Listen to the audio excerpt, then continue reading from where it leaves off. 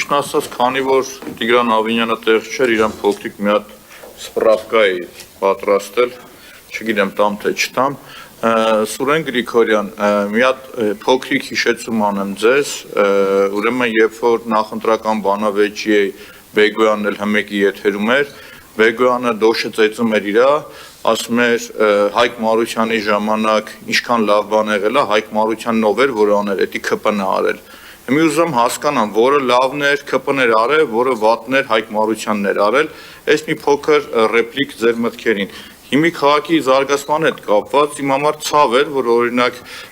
իմ համար մի քիչ դիսկոմֆորտ է, որովհետև զեկուցողը կին էր, պարկեշտ կին, բայց ինքը այդ պաշտոնին պիտի չլիներ, էլի։ Ու գիտեք ոնց համատեղ հասկանալի է, որ Տիգրան Ավինյանի հետ աշխատել է կառավարությունում, օգնական կամ չգիտեմ այլ պաշտոնի, այդ խնամի բարեկամ ծանոթը գործում է, բայց քաղաքը իր զարգացման ուրույն դիմագիծը պիտի ունենա, կարող է լինել ինքը կանաչ քաղաք օրինակի համար, ամենամաքուր քաղաք օրինակի համար, տուրիստների համար գրավող օրինակի համար առաջնահերթությունը հասկանում եք, կամ բազում ուղղություններ, որոնք առաջնահերթություն կարող եք դնել եւ գնալ օրինակի համար։ Ավաղ սրա մեջ չկա։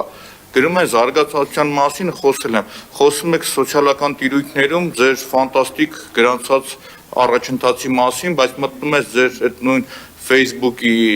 Instagram-ի կամ TikTok-ի էջերը, YouTube-ի 3-400 դիտում եք ունեցել։ Ժողովուրդ, այտենց առաջընթաց չեն կարող ապահովել, առավել եւս Երևանի համար։ Հիմա երբ որ դուք խոսում եք աղբանությունից 100 անգամ բացատրել եմ, ասել եմ դες, չեմ զլանա մի անգամ էլ կասեմ դա։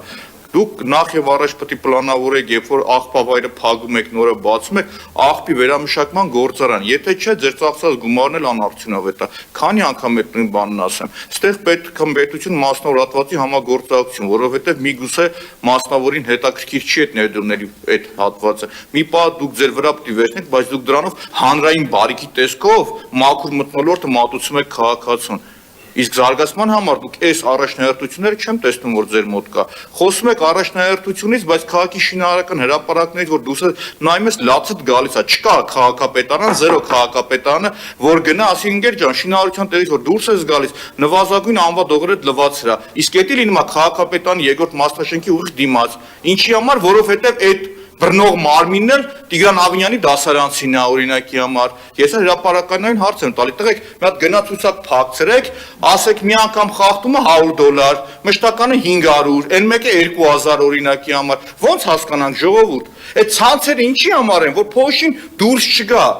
Կալանավորված վարչության պետ ունեիք, ինքը ասում եք եղել եմ Չինաստան գործուղման, զարմացած էի մնացել, որ մի հատ փոշի դուրս չէր գալիս։ Ասում է Երևանը երբ է գալու ասնի այդրան։ Կամ ասենք թե ML mining-ը վարչական վերաքննիչ դատարան որ գնում ես, ցեմենտ բետոնը հանում լցնում է Երևանի գլխին։ Բա քաղաքապետարանն ուր է ժողովուրդ։ Թե ML mining-ն էլ է ԿՊԱ-շունչ վայրերի հետ մոտիկ։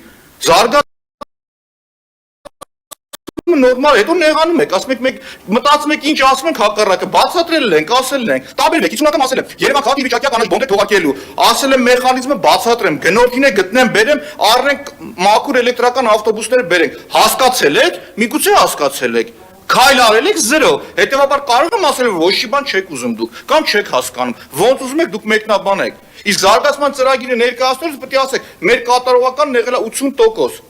այսքան տոկոս, իսկ քաղաքի բյուջեի ընդհանուր պլանավորման ու արդյունքների այդ ֆանտաստիկ ձեր կարծիքով ֆանտաստիկ արդյունքների մասին կանդրադառնամ հաջորդիվ, շնորհակալություն։